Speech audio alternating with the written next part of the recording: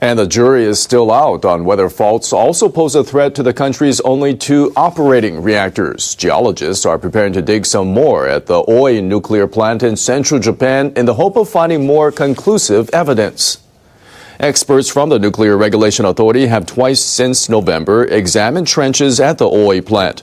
They remain divided over whether fissures found at the site are active faults or the result of landslides. The regulators asked the plant's operator to dig a new trench closer to the reactors. Engineers with the utilities say they will inspect underground layers and report their findings by mid-July. The regulators say they're ready to order a shutdown of the plant if the presence of an active fault is confirmed. Experts with Japan's nuclear regulator have thrown another wrench into plans to put some power plants back online. Officials with the Nuclear Regulation Authority have been looking at 6 complexes to see if they're stable. They found the one near the village of Higashidori may be sitting on active faults. NHK World's Susumu Kojima reports.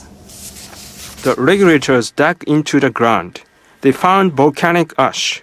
They concluded that something underfoot was not stable. They say 2 faults could be active. The plant's operators have a different view. They say cracks around the fault were caused by groundwater. The experts say there's little evidence to support that view. We don't have a thorough explanation from the utility. We'll have to listen to what they have to say. The regulators say they may need to check the structure of the plant, and they may ask managers to review measures to protect the plant against earthquakes. Those findings could keep the plant offline for some time to come. Operators say they'll conduct another additional survey of their own. We would like to confirm through our geological research that there is no active fault under the plant. Experts say the Tsuruga plant on the Sea of Japan coast may also be sitting atop active faults, and they are looking at 4 other nuclear facilities. 48 of Japan's 50 commercial reactors are still offline. The people who run the plants are working hard to prove they are safe. But the latest findings suggest restarting some of them may prove to be more difficult than some thought. Susumu Kojima, NHK World, Tokyo.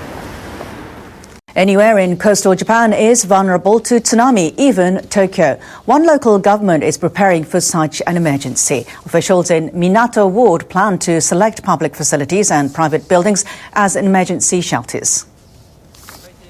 Ward officials ran through a disaster simulation in December. They predicted what would happen if an earthquake struck under Tokyo and a tsunami of up to 1.5 meters hit the ward. Water would rise that high if gates on Tokyo Bay couldn't be closed. The officials will choose shelters from among buildings already designated as disaster centers. Workers will put up signs to help residents find the buildings and stockpile food and water.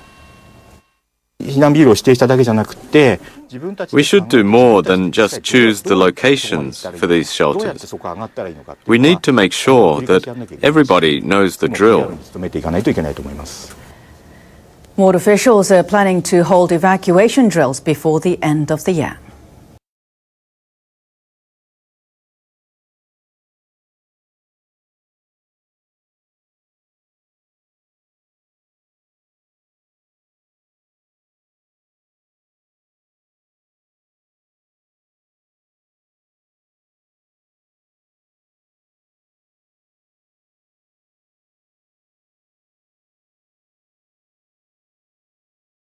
People in Japan's northernmost island say they don't want a nuclear plant near them.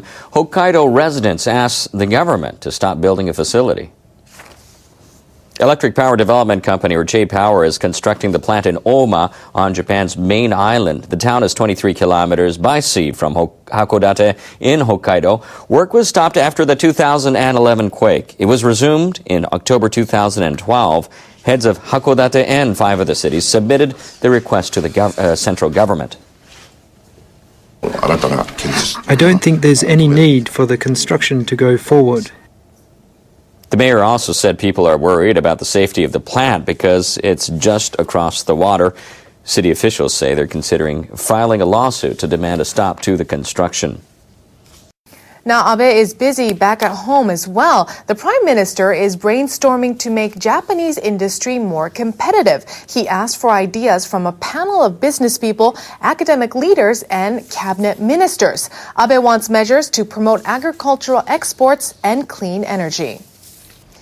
The panel gathered on Monday night to discuss economic growth in 3 fields: agriculture, energy, and science and technology.